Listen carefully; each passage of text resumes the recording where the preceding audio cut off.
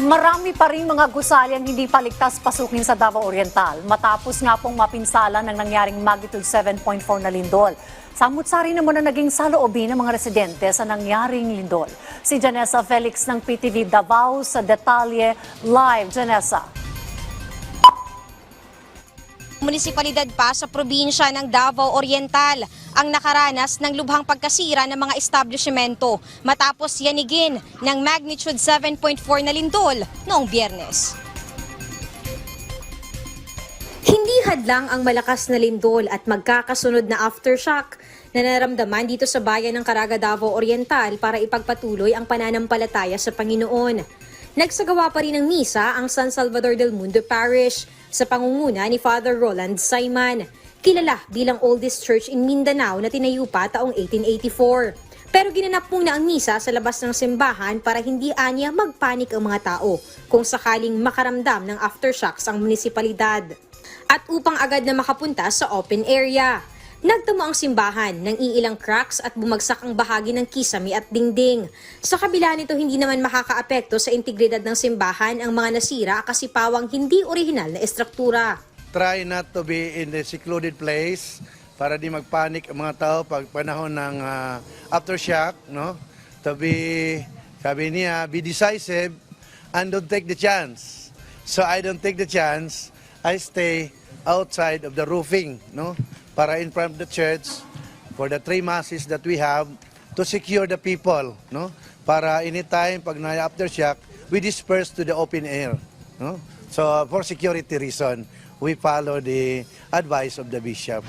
Ang residenteng si Froilan naman, nananatiling positibo sa likod ng sitwasyon ng kanilang pamilya ngayon, lalo't isa ang kanilang tirahan sa nasira ng lindol.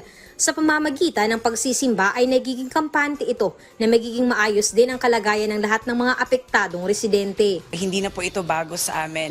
Pagdating naman sa pananampalataya namin, ang pananampalataya ng mga Caragueño ang nagsilbing aming pag-asa.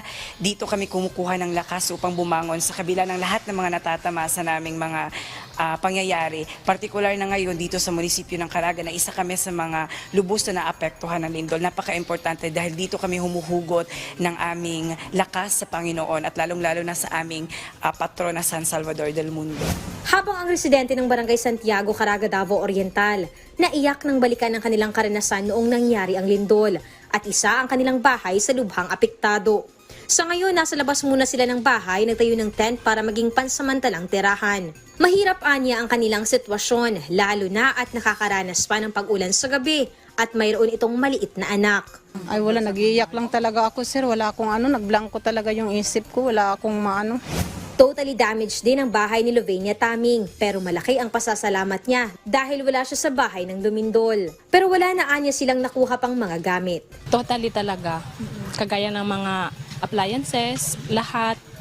Ang bahay nakatayo na lang yan pero isang bagsak na lang yan, wala talaga yan, hindi yan magagamit mapaghingahan. Habang iilang mga paaralan din ang nasira sa munisipalidad ng Caraga, gaya na lamang itong nag-iisang pribadong paaralan sa lugar kung saan kita ang bakas ng lindol dahil sa pagguho ng mga pader at iba pang parte ng paaralan. Habang itong municipal hall ng Caraga, kita ang laki ng pinsala. Nakabarikada pa ito sa kasalukuyan at hindi ligtas na pasukan ng mga empleyado, kaya't gagawa muna anya ng makeshift office upang agad na makapaabot ng tulong sa mga apektadong residente. As per instruction ni Mayor Osnan kahapon, kami po ay mag-duty muna sa aming gymnasium at saka maglalagay din po kami ng mega tent at doon po namin ilalatag yung mga tables and computers po namin. Tuloy-tuloy pa ang ginagawang assessment at nakapagpaabot na ng paunang tulong sa mga apektadong residente.